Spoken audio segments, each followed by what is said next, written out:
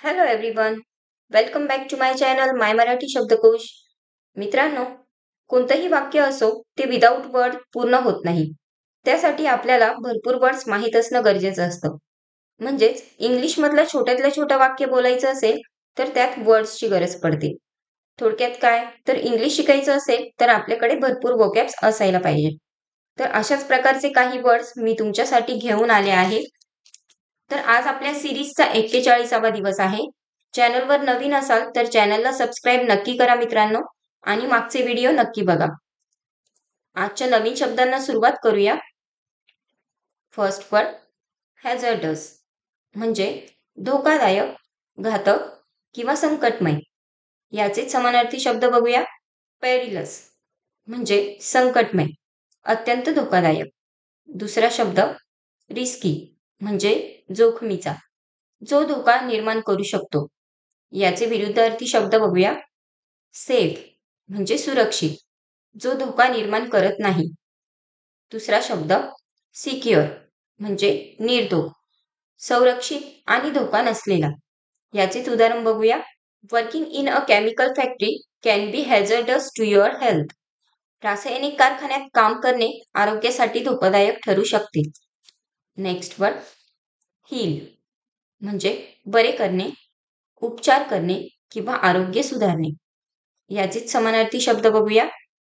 Cure, म्हणजे उपचार करणे, आजारपणातून मुक्त करणे. दुसरा शब्द मेंड, म्हणजे सुधार करणे, जखम किंवा नुकसान भरून काढणे. याचे विरुद्धार्थी शब्द बघूया. हार्म, म्हणजे इजा करणे, त्रास किंवा नुकसान करणे. दुसरा शब्द इंज्युअर, म्हणजे जखमी करणे, शरीराला हानी पोचवणे. याचेच उदाहरण बघूया. Time can heal both physical and emotional wounds. वेळ शारीरिक आणि भावनिक जखमा बऱ्या करू शकते. नेक्स्ट वर्ड हीप, म्हणजे ढीग किंवा मोठ्या प्रमाणात गोळा केलेली वस्तू. याचे समानार्थी शब्द बघूया. पाईल, म्हणजे ढीग, एकत्र साठवलेली वस्तू. दुसरा शब्द स्टॅक, म्हणजे गठ्ठा, वस्तूंची उंच रचना. याचे विरुद्धार्थी शब्द बघूया. लिटिल, म्हणजे थोडे, अल्प प्रमाणात असलेले. दुसरा शब्द स्कार्सिटी, म्हणजे दुर्मिळता, कमी प्रमाणात असलेले. याचेच उदाहरण बघूया. There was a heap of old clothes in the corner of the room. खोलीच्या कोपऱ्यात जुन्या कपड्यांचा ढीग पडलेला होता. नेक्स्ट वर्ड हेज, म्हणजे कुंपण किंवा जोखीम टाळण्यासाठी केलेला उपाय. याचेच समानार्थी शब्द बघूया. फेन्स, म्हणजे कुंपण, कोणत्या तरी जागेची सीमा दर्शवण्यासाठी वापरलेले अडथळे. दुसरा शब्द बॅरियर, म्हणजे अडथळा, कोणत्या तरी गोष्टीपासून संरक्षण करणारा अडथळा. याचे विरुद्धार्थी शब्द बघूया.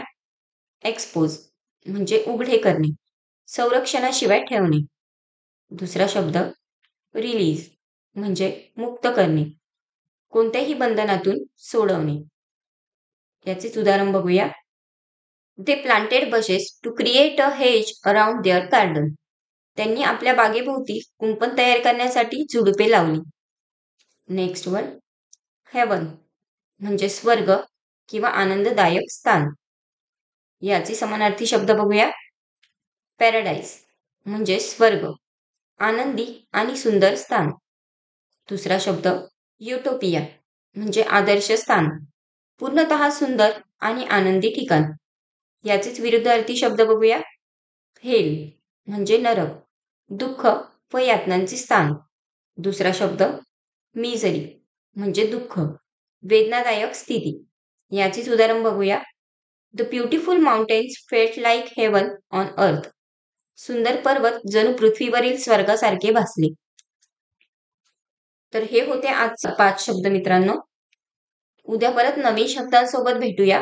तोपर्यंत आज झालेल्या शब्दांची प्रॅक्टिस करा. चॅनलवर नवीन असाल तर चॅनलला सबस्क्राईब करायला विसरू नका. व्हिडिओ आवडला असेल तर लाईक शेअर नक्की करा. उद्या परत भेटूया नवीन व्हिडिओ सोबत. Keep practice in English. Bye.